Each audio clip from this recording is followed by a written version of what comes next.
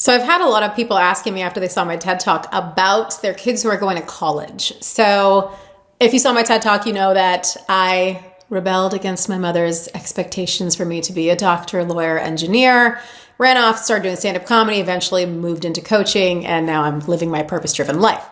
So I have these amazing women professional clients who are coming to me and saying, hey, that's beautiful. That's inspiring. I also have my kid here who is now 18 and thinking about going to college versus starting their music career. Or my kid is 18 and they're really struggling in college. What do I do? And so I want to talk to you about something called the hybrid model.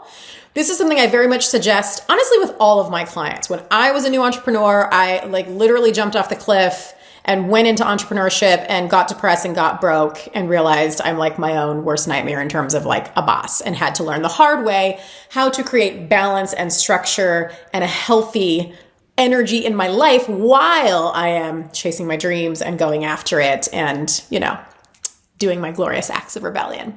And so for you, whether it's you who wants to rebel in the direction of your dreams, or it's your kid who's going to college and wants to say no to all their college scholarships versus saying yes to their musical career desires, I want to suggest that you do a hybrid. That the energy of being grounded and making money and being responsible and having security and structure is just as important as the energy of freedom, following your heart, following your dreams, being in your philosopher artist, right? Like you need both. If you're too much in the responsible, then you start to be drained of life force energy. You don't feel alive in your life. You feel responsible. You can pay your bills, but you're not necessarily happy or fulfilled. And that camp is the camp that would be at risk of falling prey to the number one regret of the dying, right? Like maybe they secretly want to write a book, or they desperately crave connection, right? There's ways in which going too far into this area of your life will have negative impacts on you.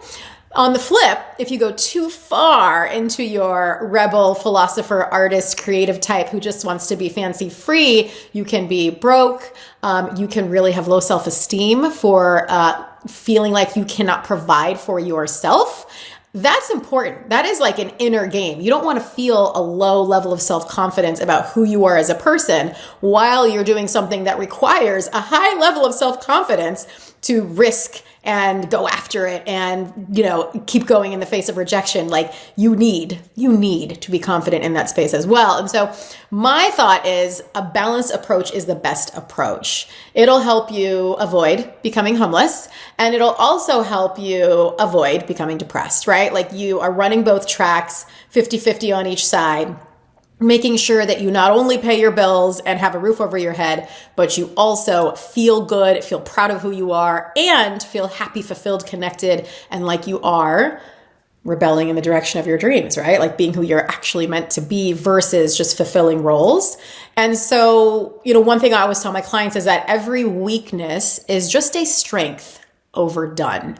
And so if you tend to really go type A and you are grounded, and maybe you are an accountant, right? Like that's your vibe. Good for you. That's incredible. Those are beautiful skills, and that's going to help you a lot in your life. And if you go too far in that direction, it will probably drain you of life force energy. In that TEDx talk, I talked about one of these disturbing statistics in America that there's 120,000 preventable work-related deaths a year due to stress. And so that would be this camp, right? The people who are working so hard, the people who are constantly going after it, the people who don't necessarily feel connected or happy. They're great at like being dutiful and responsible, but they're lacking some of that life and some of that joy. So that's their strength, and overdone, it can become their weakness. And the same goes over here. If you're someone who really spends time in the creative and really spends time in the expansive and really spends time just being in your philosopher, artist, creative, beauty, aesthetic, all that, you might really struggle with paying those bills, right? Or opening your mail, or just these kind of more grounded activities that are likely sort of boring to you, but are necessary parts of us running our lives as grown-ups who are adulting so hard. And so that strength you have, that is you being fancy, free, expansive, alive, can make you go so high that you're lacking a grounded energy in your life, and you almost don't fully know who you are, and you don't necessarily feel confident in who you are. And that strength overdone can now become your Achilles heel. And so you want to have the balance. So that is my recommendation to you as a beautiful human who's out there doing your thing. If you're feeling too drained, please go over here and find some life force energy so you can feel more alive and inspired in your life. If you're too far over here, please go over here and do something really boring and responsible so that you can feel more grounded and grown. And thank you for watching this video. I'm going to be doing more of these. I'm getting a little help to get my own structures in place because I tend to live over here, which can create inconsistency, right? So I'm getting my shit together as well. Thank you very much.